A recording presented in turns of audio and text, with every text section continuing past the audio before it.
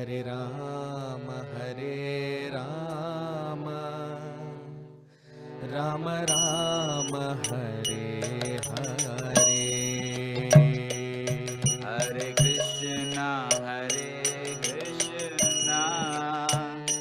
Krishna Krishna, Hare Hare. Hare Rama,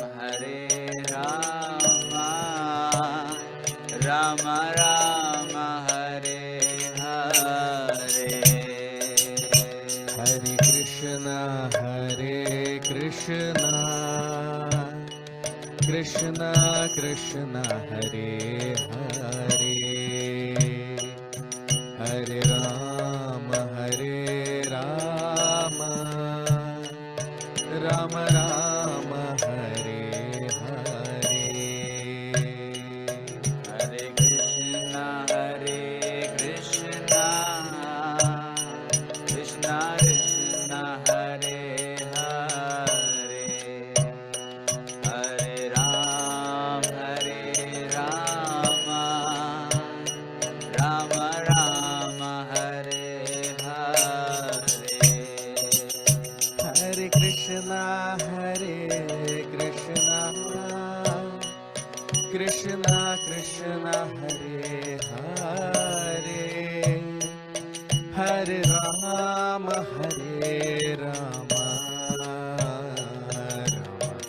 Rama Rama, Hare Hare. Hare Krishna, Krishna Krishna, Hare Hare. Hare Rama, Rama Rama, Hare Hare. Hare Krishna,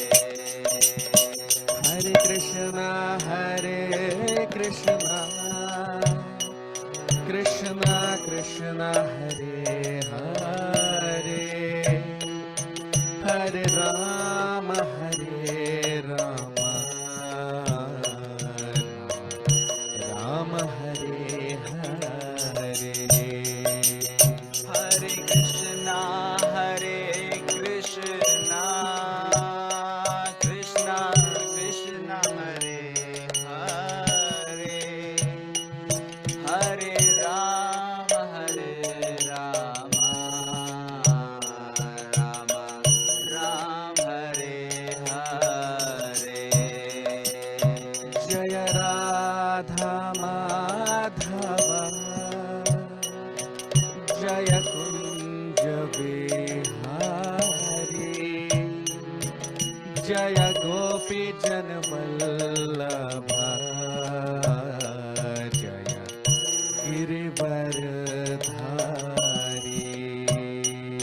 Jai Radha Madhava, Jai Kunja Vihari, Jai Gopi Janvallabha, Girivardhari. Jaya Radha Madhava, Jaya Kunja Vihari, Jaya Gopi Janvallabha, Girivardhari. Jai Radha Madhava, Jai Kunja Vihari, Jai Gopi Janvallabha,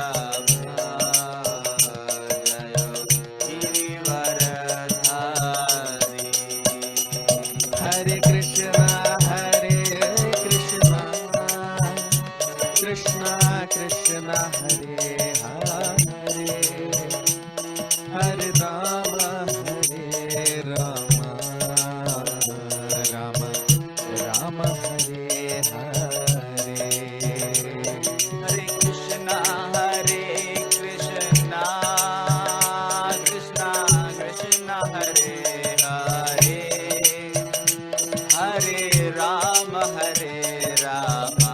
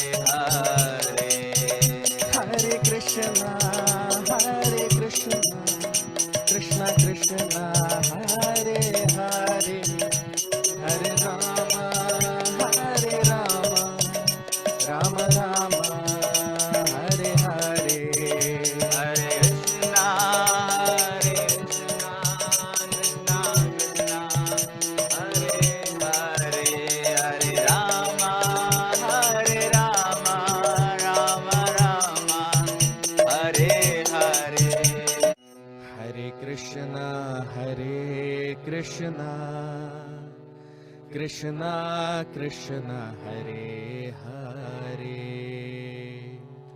Hare Rama Hare Rama, Rama Rama Hare Hare. Hare Krishna, Krishna Krishna Hare Hare, Hare Rama, Rama Rama Hare Hare. Hare Krishna, Krishna Krishna Hare Hare, Hare Rama, Rama Rama Hare Hare. Hare Krishna, Krishna Krishna Hare Hare, Hare Rama, Rama Rama Hare Hare. Hare Krishna, Krishna Krishna Hare Hare, Hare Rama,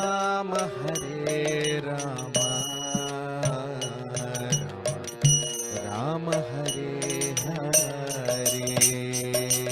Hare Krishna,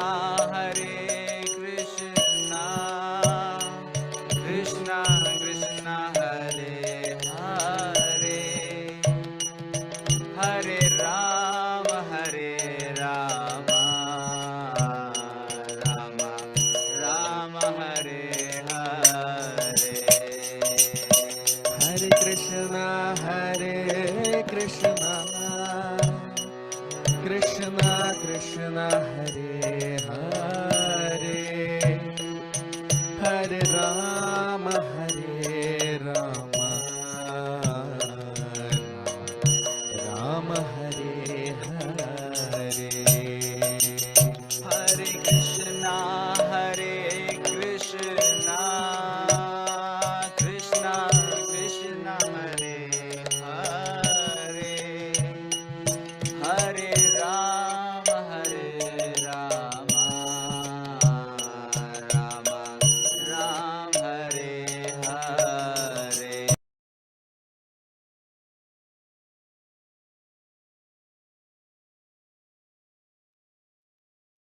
Hare Krishna.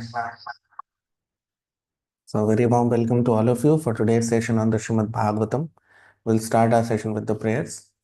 Om Namo Bhagavate Vasudevaya. Om Namo Bhagavate Vasudevaya. Om Namo Bhagavate Vasudevaya. Narayanam Namaskritya Naram Chaiva Narottamam Devim Saraswatim Vyasam Tato Jayamudiraget Nashtaprayeshva Bhadreshu Nityam Bhagavat Sevaya Bhagavati Uttama Shloke Bhaktir Bhavati Nashtiki.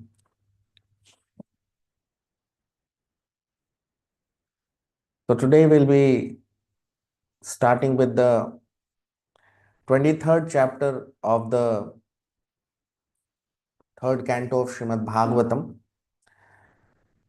In the 22nd chapter, we discussed about the qualities of Kardam Rishi, his ashram, how he had darshan of the Supreme Lord, and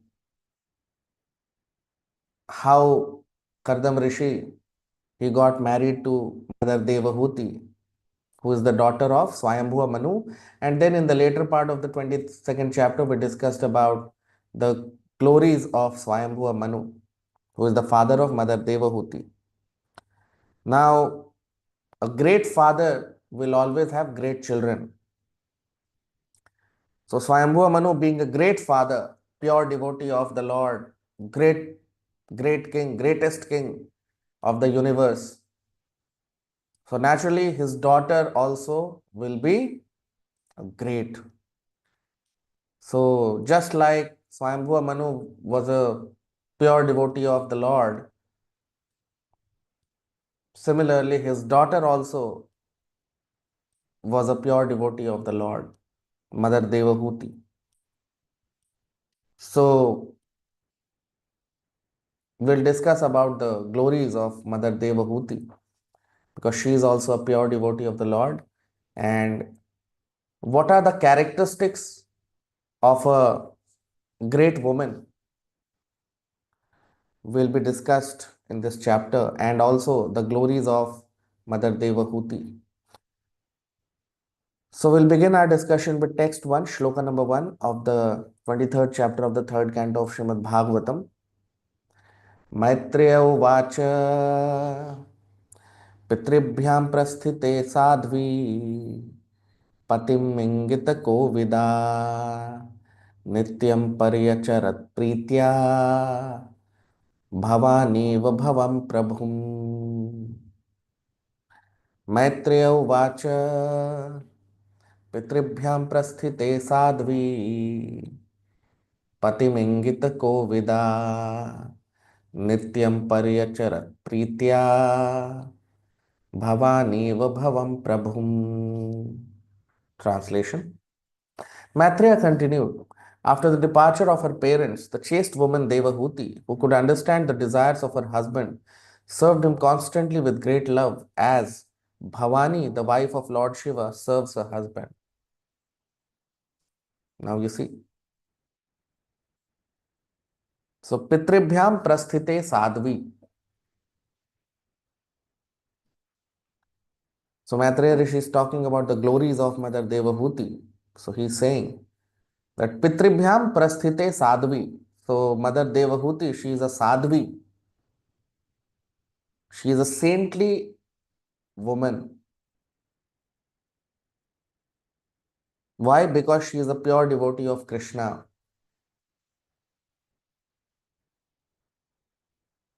So, Pitribhyam Prasthite Sadhvi. Prasthite means to go away. So, when Pitribhyam means the father. So, when the father went away, that means when Swayambhuva Manu, he left the ashram of Kardam Rishi, then Sadhvi, the Sadhvi means Mother Devahuti, who is a Sadhvi, who is a saintly woman, Patimingita Kovida. She, Kovida means knowledge. Kovida means a person who has knowledge. And Ingit means the desires. So, Mother Devahuti, she knew the desires of Kardam Rishi.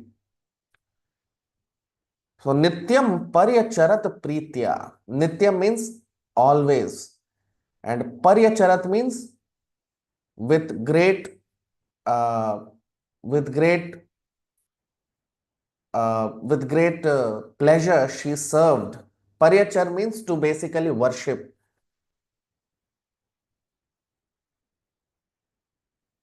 So, Paryacharya means to worship or to serve. So, she worshipped and served her husband, Kardam Rishi, Pritya, with love and devotion. Pritya means with love. Bhavaniva Bhavam Prabhum. Bhavam means Lord Shiva. Prabhu means the Prabhu basically means the master or husband. So Bhavam Prabhum means Lord Shiva, who was the master or who was the husband of Bhavani Iva. Bhavani means Mother Parvati. So just like Mother Parvati used to serve her husband Lord Shiva, similarly Mother Devahuti just like that used to serve Kardam Rishi. So in this shloka, we are seeing the glories of two greatest women in the universe, Mother Devahuti, and she has been compared to Mother Parvati.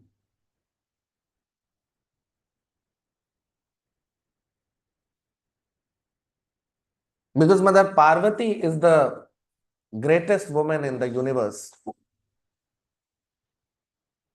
an ideal wife, because Lord Shiva is the greatest devotee in the universe. Vaishnavanam Param Shambhu. Of all the Vaishnavas, of all the great devotees, Lord Shiva is the greatest. Now, Mother Parvati, she is not an ordinary woman. She is the daughter of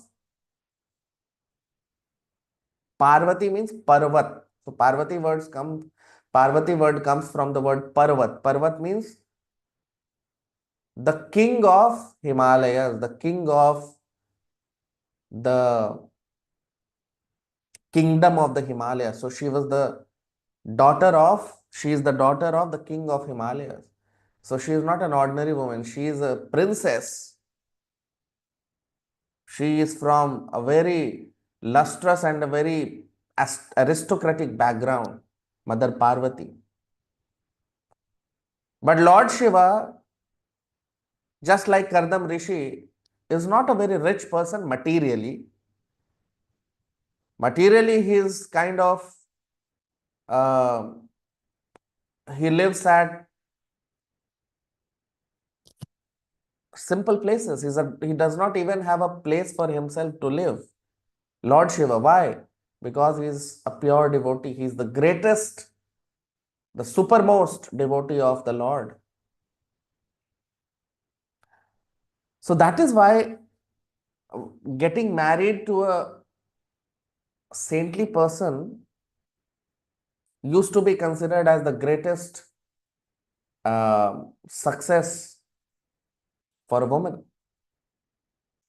especially getting married to a pure devotee of the Lord. In fact, that is why generally girls are encouraged to worship Lord Shiva. That is the tradition in our society, specifically in our Indian society. The girls are generally recommended to worship Lord Shiva. Why? So that they can get a husband like Lord Shiva. Because Lord Shiva, because he is a pure devotee of the Supreme Lord, he is the greatest husband. Now, why Mother Parvati is the greatest wife? Because Lord Shiva is the greatest husband. Who can be a husband greater than Lord Shiva? Isn't it? There can be no greater husband than Lord Shiva.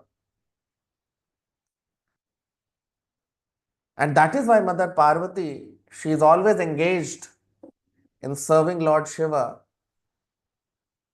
without any consideration that she is a princess and Lord Shiva is not from an aristocratic background like Mother Parvati. Mother Parvati is from an aristocratic background. But because Lord Shiva is a saintly person, he of course he is the greatest saint in the universe, he is the greatest devotee in the universe. So Mother Parvati is always engaged in serving him.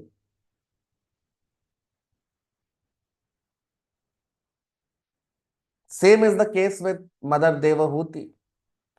Although she is the daughter of Swayambhuva Manu, who is the king of the universe, but still she got married to Kardam Rishi. She only selected Kardam Rishi as her husband. Why?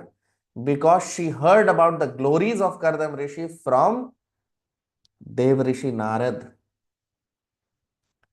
She heard about the glories of Kardam Rishi from Narad Rishi, and that is why she accepted Kardam Rishi as her husband. So what does it mean? That for a woman to get a husband like Lord Shiva or like Kardam Rishi, who is a pure devotee of the Supreme Lord, is the greatest fortune. It's the greatest fortune for a woman. And for a man to get a wife like Mother Devahuti or like Mother Parvati is the greatest fortune. For a man to get a wife like Mother Parvati and for a woman to get a husband like Lord Shiva, this is the greatest fortune. So Lord Shiva and Mother Parvati, they are the greatest husband and wife in the whole universe. They are the greatest grihastha, they are the greatest householders in the whole universe.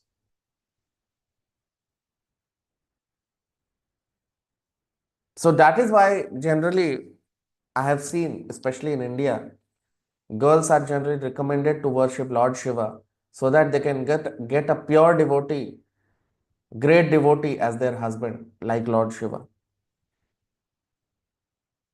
So they don't worship Lord Shiva to just get a husband. No. Generally, girls are recommended to worship Lord Shiva so that then they can get a husband like Lord Shiva, who is a pure devotee of the Supreme Lord. Although nowadays in Kali Yuga, it's difficult to find a wife like Mother Parvati and a husband like Lord Shiva. It's almost very, very difficult. But yeah, that is the ideal scenario, that a husband should be like Lord Shiva and a wife should be like Mother Parvati. Or a husband should be like Kardam Rishi and wife must be like Mother Devahuti. So Mother Devahuti, she did not select Kardam Rishi because of his richness, because of his opulence, because of his uh, bodily beauty. No, she selected Kardam Rishi because of his devotion, because of his love for Krishna. So that is the qualification, that is the basis for the selection of a husband by a girl. A girl should never select a husband based on his material beauty, his material richness. No. A girl should always select a husband based on his qualification as a great devotee of Krishna. That should be the criteria for selecting a husband. So Mother Devahuti, she did that. She selected her husband, who is Kardam Rishi. Within the heart, she decided to marry Kardam Rishi. Why? Not because Kardam Rishi was a very rich man. No. Nowadays we see, because of Kali Yuga, because of the effect of Kali Yuga, both males and females, both men and women have become so corrupt that women, they want a husband who is rich. This is nonsense. Material richness is not a qualification to become a good husband. No. Husband should be selected on the basis of his qualification as a great devotee of the Supreme Lord. That should be the qualification, which we see here, Mother Devahuti. She selected Kardam Rishi because Kardam Rishi was a pure devotee of the Lord. So when a wife is like Mother Devahuti and when a husband is like Kardam Rishi, that forms the greatest combination of an ideal grihastha, of an ideal household life. And this relationship of this loving relationship between husband and wife, when husband is a pure devotee and wife sincerely serves the husband with love and devotion, that is ideal family life.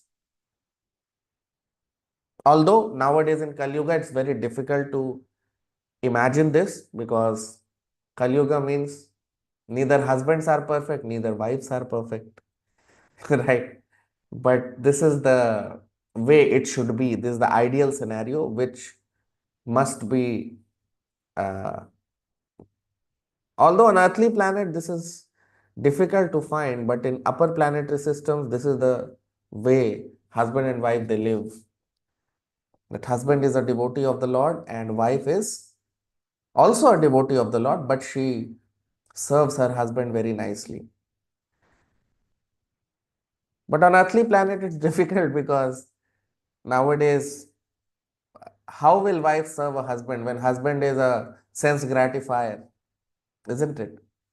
So it's difficult for wife to serve husband because husband is also not ideal.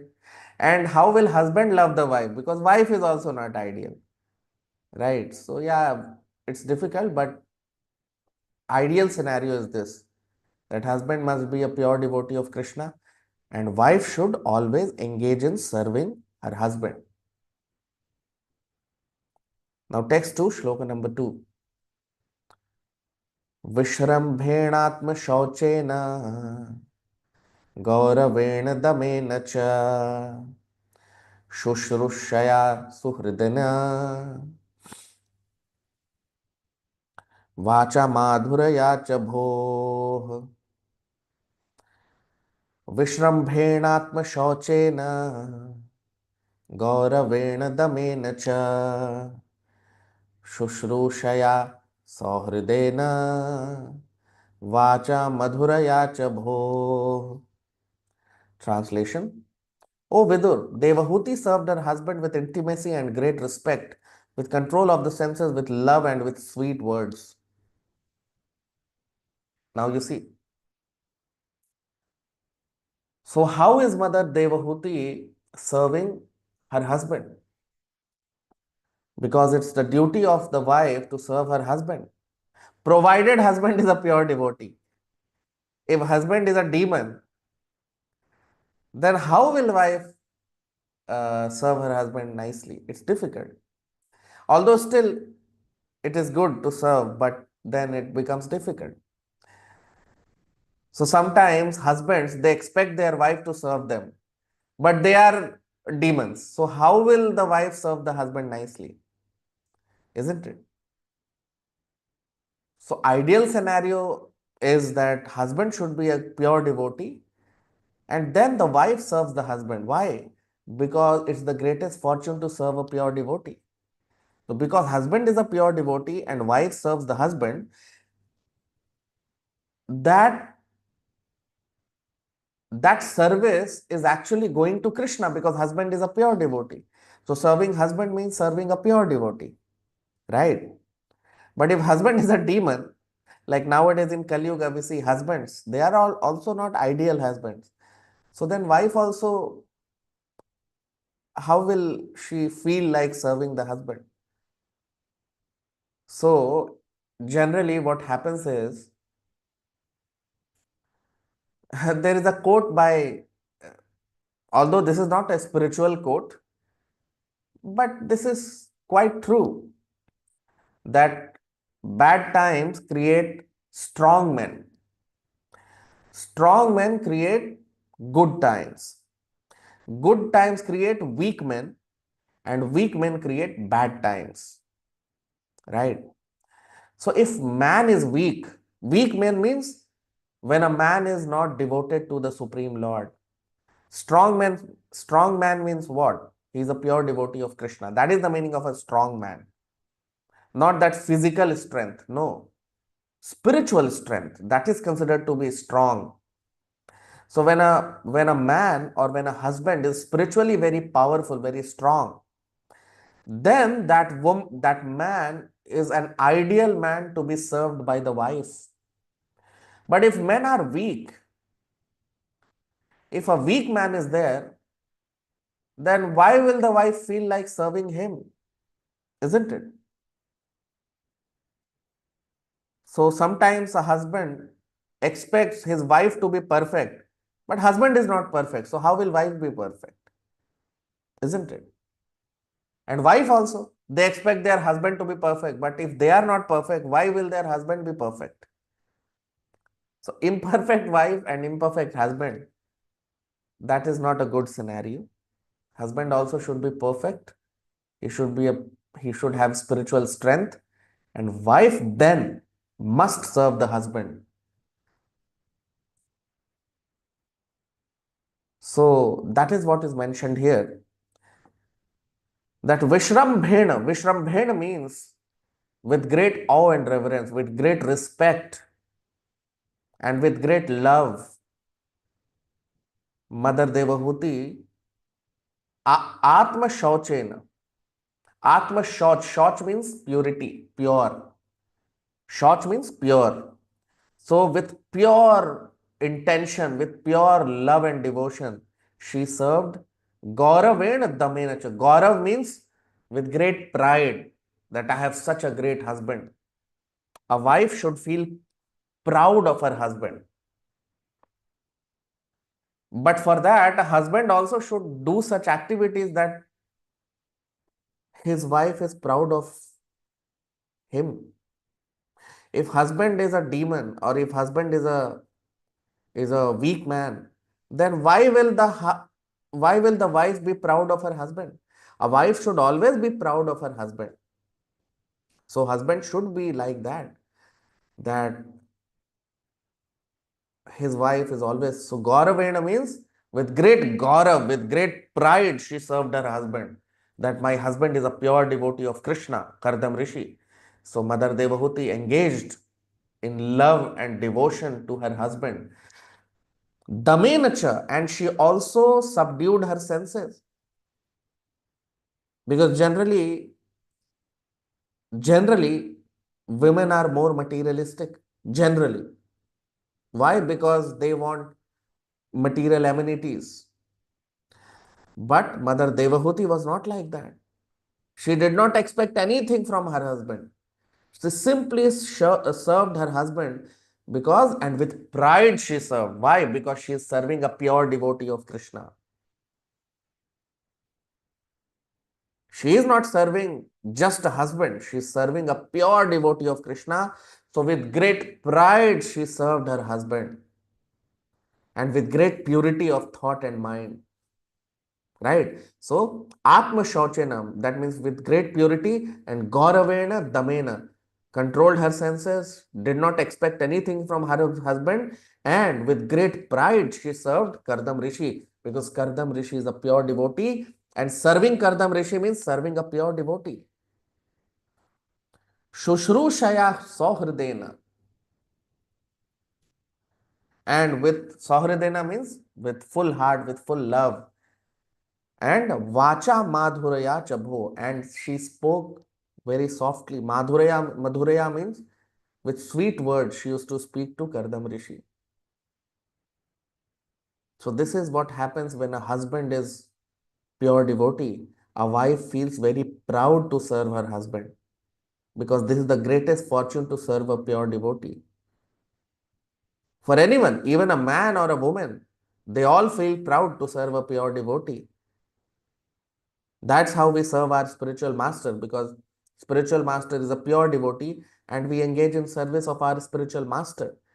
So similarly, a wife, when she sees that her husband is a pure devotee, she feels great pride in serving her husband. And that's what we are seeing here in the life of Mother Devahuti and Kardam Rishi. She is serving Kardam Rishi with great pride, with great love, without expecting anything from her husband. But then a husband must be like Kardam Rishi. Not that a husband is a weak man and then he expects his wife to be like Mother Devahuti. No.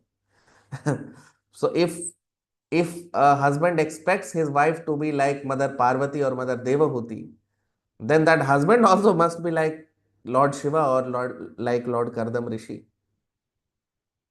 Then husband can expect his wife to be very proud of him, to serve him with love and affection without any expectation. Every man wants a wife like that. But then that man also has to become like Lord Shiva or Kardam Rishi. So that is what we are seeing here. This forms an ideal combination of great grihasthas, great householders. And that is what is described here by Maitreya Rishi. So those who are new to the channel can subscribe. You can like, comment, share. We'll stop here. We'll continue our discussion in the next session. Thank you very much. Hare Krishna.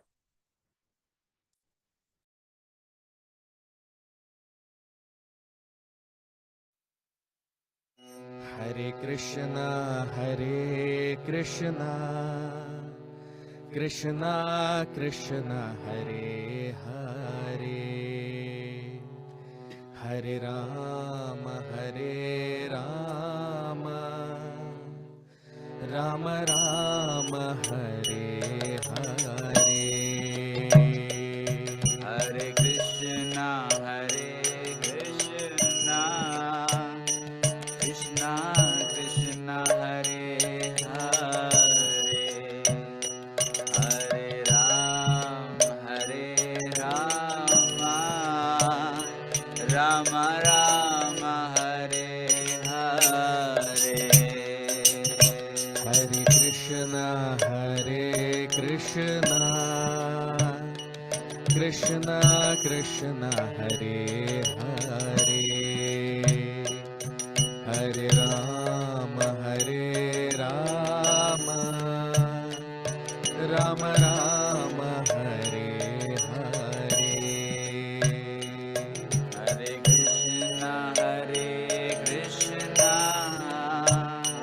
Krishna Krishna Hare Hare, Hare Rama, Rama Rama Hare Hare. Hare Krishna, Krishna Krishna Hare Hare, Hare Rama,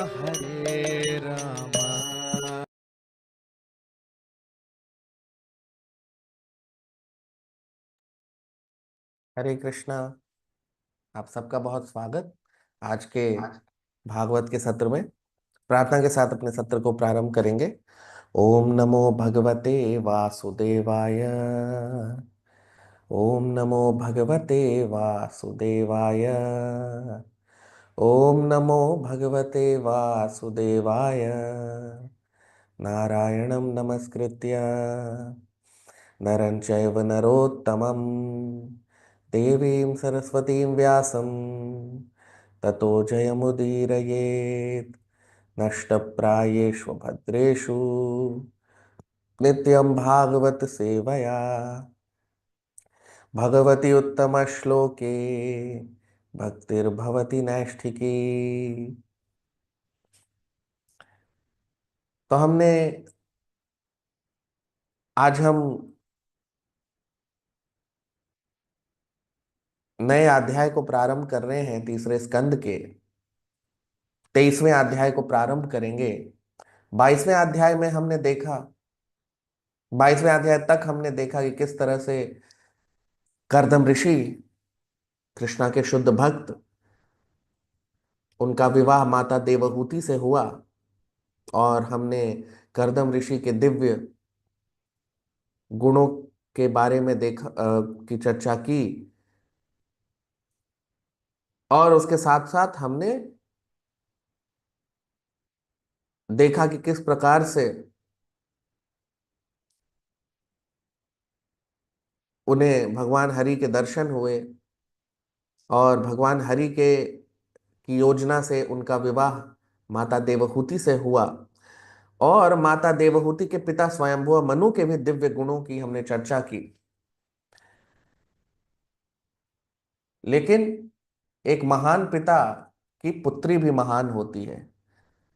तो स्वयंभुव मनु जो स्वयं शुद्ध भक्त भगवान हरि के, तो उनकी पुत्री भी शुद्ध भक्त माता Devahuti.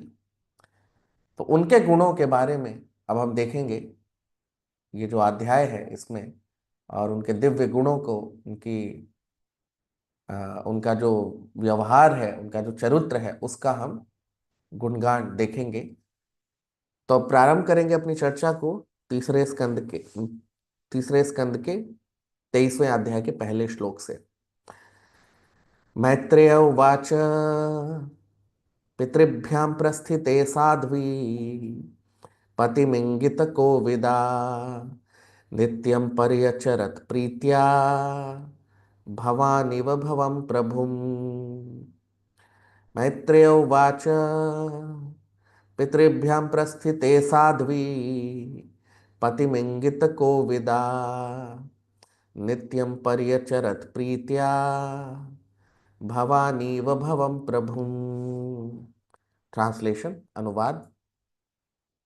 Maitreya continued, after the departure of her parents, the chaste woman Devahuti, who could understand the desires of her husband, served him constantly with great love as Bhavani, the wife of Lord Shiva, serves her husband. अब हम इसका अनुवाद देख लेते हैं हिंदी में। तो मैत्रेय ऋषि कह रहे हैं कि अपने पिता के प्रस्थान करने के पश्चात माता देवहूति अपने पति करदम ऋषि के सारे इच्छाओं को जानते हुए बहुत ही प्रेम के साथ उनकी सेवा की, जिस प्रकार भवानी माता पार्वती अपने पति भगवान शिव की सेवा करती है। अब आप देखिए,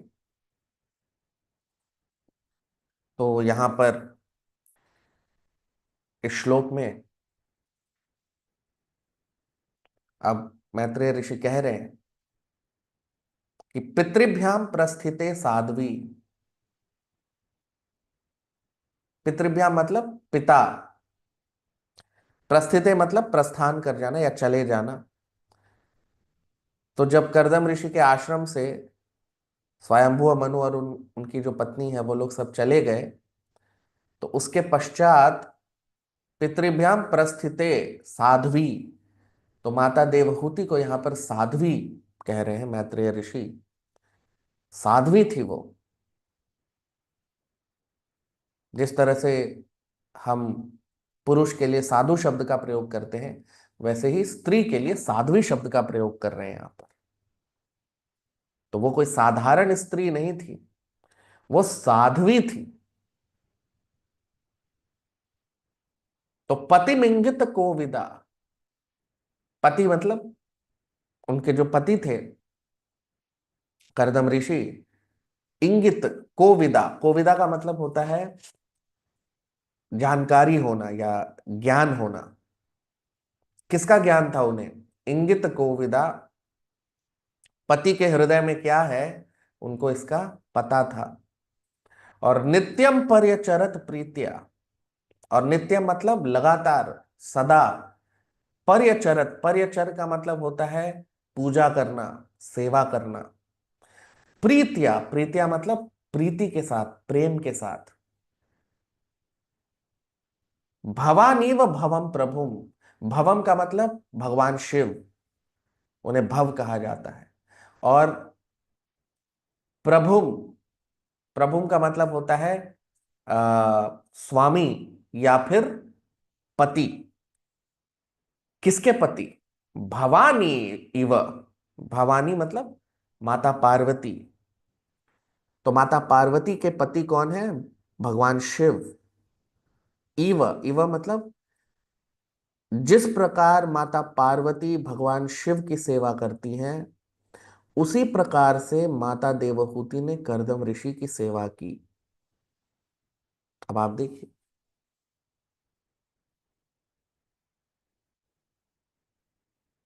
तो यहां पर एक आदर्श पत्नी और एक आदर्श पति के बीच के संबंध की व्याख्या मैत्रेय ऋषि कर रहे हैं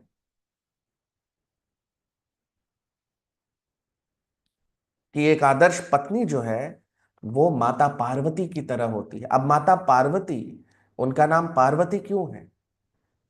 क्योंकि वो पर्वत, पर्वत मतलब हिमालय, हिमालय के जो राजा थे उनकी पुत्री थी, उनकी पुत्री है वो। तो वो राजकुमारी है, वो कोई साधारण स्त्री नहीं है। और भगवान शिव, वो कोई बहुत ही धनवान व्यक्ति तो नहीं है, भौतिक दृष्टिकोण से वो धनी नहीं है इतने।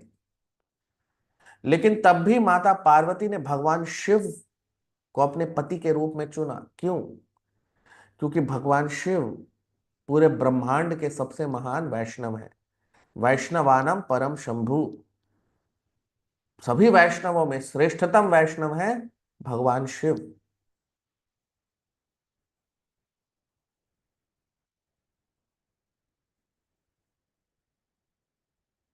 और इसलिए माता पार्वती एक राजकुमारी होने के पश्चात भी वो लगातार भगवान शिव की सेवा में लगी रहती हैं।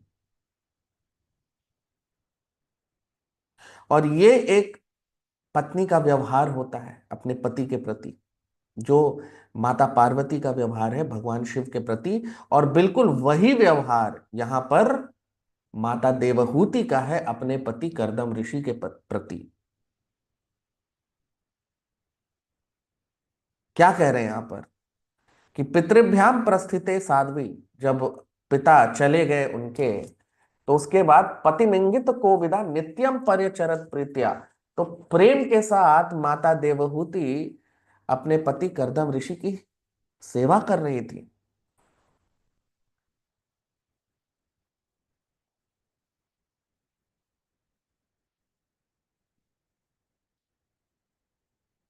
तो एक आदर्श पति और एक आदर्श पत्नी का व्यवहार यहां पर बताया जा रहा है। एक आदर्श पत्नी का ये दायित्व है कि वो अपने पति की सेवा करे, लेकिन पति को भी आदर्श होना चाहिए। अब पति चाहे कि उसकी पत्नी तो पार्वती माता जैसी हो, लेकिन पति है दानव, तो फिर उसकी पत्नी से वो कैसे ये उम्मीद कर सकता है कि उसकी पत्नी जो है वो माता पार्वती जैसी हो। आज भी भारतीय समाज में जो युवा स्त्री होती है, युवती होती है, उन्हें बोला जाता है कि आप भगवान शिव की पूजा करें, भगवान शिव को जल चढ़ाएं, भगवान शिवलिंग पे आप उनकी पूजा करें। क्यों? ताकि उन्हें भगवान शिव जैसा पति मिले। अब भगवान शिव जैसा पति मिलने का मतलब क्या हुआ कि शुद्ध भक्त, परम वैष्णव, यानी कृष्णा के जो शुद्ध भक्त हैं, वैसा पति मिले। तो पति जब भगवान शिव जैसा होगा तभी तो पत्नी माता पार्वती जैसी होगी। अब पति दानव है और वो ये उम्मीद करे कि उसकी पत्नी माता पार्वती या माता देवहूति जैसी हो, तो ऐसा कैसे होगा? है कि नहीं? तो यहां पर आदर्श पति पत्नी के व्यवहार का वर्णन किया जा रहा है कि एक आदर्श पति भगवान शिव जैसा होता है और आदर्श पत्नी माता पार्वती जैसी, या फिर एक आदर्श पति कर्दम ऋषि जैसा हो और आदर्श पत्नी माता देवहूति जैसी होनी चाहिए।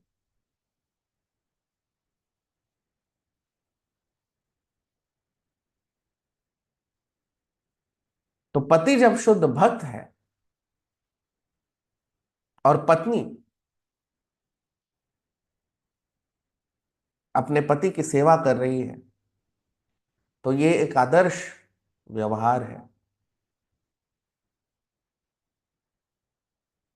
और इसीलिए स्त्रियों को, युवतियों को, जो युवा स्त्री होती हैं, जिनका विवाह नहीं हुआ है, अविवाहित महिलाओं को कहा जाता है कि आप भगवान शिव की पूजा करें। क्यों? क्योंकि जब पति चुनना होता है तो पति के धन को नहीं देखा जाता है।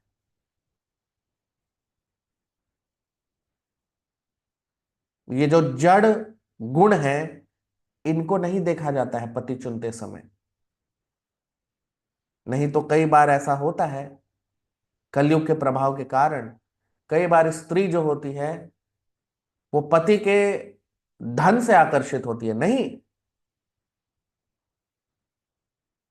धन का क्या करेंगे? कोई साथ में थोड़ी जाएगा धन पति का। नहीं, धन नहीं देखा जाता है, एक पति के गुण को देखा जाता है। और गुण क्या? कृष्ण भक्त, परम भक्त भगवान का। तो इसीलिए कहा जाता है युवतियों को कि आप भगवान शिव की पूजा करें, ताकि उनके अंदर यह भाव आए कि हमें, क्योंकि भगवान शिव कौन है? परम वैष्णव है, और कोई बहुत धनवान व्यक्ति नहीं है भौतिक दृष्टिकोण से। धनवान है लेकिन आध्यात्मिक दृष्टिकोण से। तो आध्यात्मिक धन, यानी जो एक पुरुष का वास्तविक धन होता है वो होता है उसका चरित्र, उसका परम भक्त होना कृष्णा का। तो वैसे पति को चुना जाता है, इस तरह से पति को चुनते हैं कि वो शुद्ध भक्त हो कृष्ण का।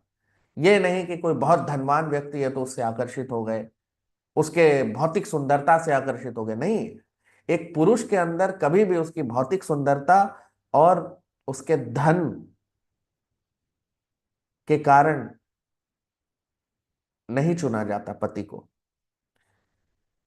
तो यहां पर आदर्श पति और एक आदर्श पत्नी के व्यवहार का वर्णन हो रहा है कि भगवान शिव एक आदर्श पति हैं, माता पार्वती आदर्श पत्नी है। उसी प्रकार से करदम ऋषि एक आदर्श पति हैं क्योंकि वो कृष्णा के शुद्ध भक्त हैं, और माता देवहूति वो भी शुद्ध भक्त हैं, और इसीलिए वो अपने पति की सेवा में लगी हुई हैं। क्योंकि पति यदि शुद्ध भक्त है तो पत्नी के लिए बहुत बड़ा सौभाग्य है, क्योंकि वो शुद्ध भक्त की सेवा कर रही है।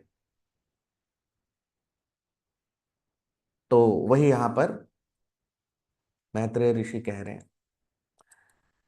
दूसरा श्लोक, विश्रम्भेणात्म शौचेन गौरवेण दमेन च शुश्रूषया सौहृदेन वाचा मधुरया च भोः। विश्रम्भेणात्म शौचेन गौरवेण दमेन च शुश्रूषया सौहृदेन वाचा मधुरया च भोः।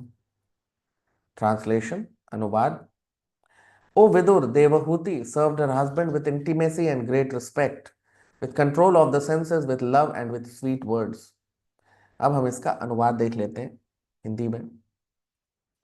तो मैत्रेय ऋषि कह रहे हैं कि हे विदुर, देवहूति ने अपने पति, माता देवहूति ने अपने पति की सेवा बहुत ही प्रेम, भावना और आदर सत्कार के साथ, बिना किसी इच्छा के और बहुत ही मधुर वाणी के साथ उनकी सेवा की। अब आप देखिए, विश्रम्भेणात्म, विश्रम्भेण का मतलब बहुत ही आदर सत्कार के साथ। शौचेन, शौचेन मतलब शुद्धता से, शुद्ध मन से। शौच मतलब शुद्धता, तो बहुत ही शुद्ध मन से और बिना, और बहुत ही आदर सत्कार के साथ। गौरवेण दमेन च, गौरवेण का मतलब होता है गौरव, यानी माता देवहूति को अपने पति के ऊपर गर्व था, उन्हें गौरव था कि मेरे पति कृष्णा के शुद्ध भक्त हैं। तो पत्नी को अपने पति पे गौरव होना चाहिए, और पति को भी ऐसा होना चाहिए कि उसकी पत्नी को उन पर गौरव हो सके। ये नहीं कि पति तो दानव है तो फिर पत्नी को उस पर गर्व कैसे होगा। तो बहुत ही गर्व के साथ उन्होंने अपने पति की सेवा की। एक पत्नी को अपने पति पर गर्व होना चाहिए। तो पति इस तरह का होना चाहिए कि पत्नी को उस पर गर्व हो सके, और वो तभी हो सकता है जब पति शुद्ध भक्त हो कृष्णा का। जैसे हमने एक एक बार, वैसे तो ये किसी जड़ मनुष्य का ही की ही कहावत है, लेकिन ये एक तरीके से आज के दृष्टिकोण से देखें तो इस एक सही भी बात है कि कठिन समय, कठिन समय महान पुरुषों को जन्म देता है।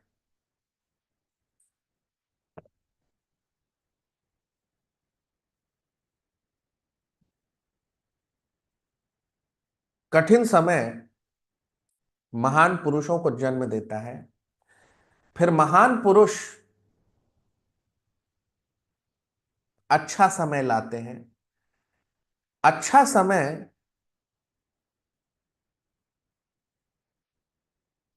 कमजोर पुरुषों को जन्म देता है, और कमजोर पुरुष फिर कठिन समय लेकर आ जाते हैं। ठीक है, तो बुरे समय के कारण महान या अ, कठोर पुरुष जन्म लेते हैं। कठोर पुरुष अच्छा समय लेकर आते हैं। अच्छा समय कमजोर पुरुष पैदा करता है, और कमजोर पुरुष फिर से बुरा समय लेकर आ जाते हैं। तो कहने का मतलब यह है कि कलयुग के प्रभाव के कारण कठोर मनुष्य या जो महान पुरुष हैं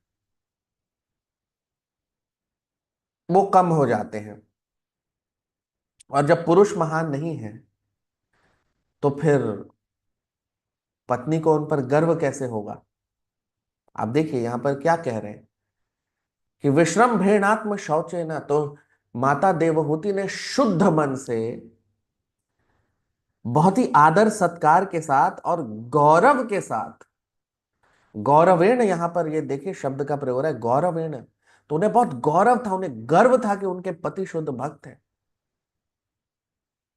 और दमेन च, दमेन का मतलब होता है अपनी सारी इंद्रियों को उन्होंने संयमित किया हुआ था माता देवहूति ने, क्योंकि मुख्यतः स्त्री जो होती है वो अधिक भौतिक चीजों से आकर्षित होती है। लेकिन माता देवहूति के साथ ऐसा नहीं था, क्योंकि वो साध्वी थी, तो उनके मन में कोई इच्छा नहीं थी। बिना किसी इच्छा के साथ शुद्ध मन से और बहुत ही गौरव के साथ, बहुत ही गर्व के साथ अपने पति की सेवा की उन्होंने। शुश्रूषया सौहृदयन, और सौहृदय मतलब बहुत ही प्रेम के साथ। वाचा मधुरया, और मधुर वाचा मधुर वाणी के साथ। तो ये सब क्यों हो पाया? क्योंकि पति कर्दम ऋषि हैं।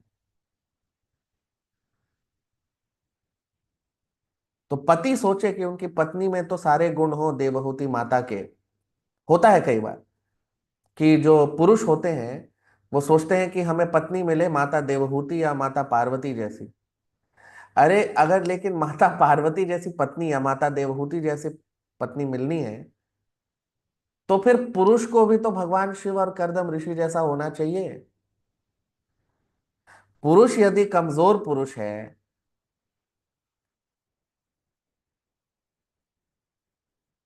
कमजोर पुरुष का मतलब क्या? जो भक्त नहीं है कृष्ण का। यहां पे कोई भौतिक शक्ति की बात नहीं हो रही है, भौतिक बल की बात नहीं हो रही, यहां पर आध्यात्मिक बल की बात हो रही। तो यदि पुरुष के अंदर आध्यात्मिक बल ही नहीं है, वो कमजोर पुरुष है, तो फिर वो कैसे ये इच्छा कर सकता है कि उसकी पत्नी माता देवहूति जैसी साध्वी हो। तो इसीलिए शास्त्रों में बताया राम मिलाए जोड़ी। राम मिलाए जोड़ी मतलब भगवान की योजना से, कृष्णा के प्रयोजन से यदि पुरुष कृष्णा का शुद्ध भक्त है तो उसे फिर पत्नी माता पार्वती जैसी मिलनी चाहिए। और माता पार्वती यानी माता देवहूति तब पत्नी जो है वो अपने पति के प्रति बहुत गर्व का अनुभव करती है कि मेरा पति शुद्ध भक्त है। क्योंकि सभी लोग शुद्ध भक्त की सेवा करना चाहते हैं। हम भी अपने गुरु की सेवा करते हैं, क्यों? क्योंकि गुरु शुद्ध भक्त है। उसी प्रकार से पत्नी के लिए पति जब शुद्ध भक्त है तो पत्नी बहुत ही गर्व के साथ, शुद्ध मन के साथ, प्रेम के साथ अपने पति की सेवा करती है।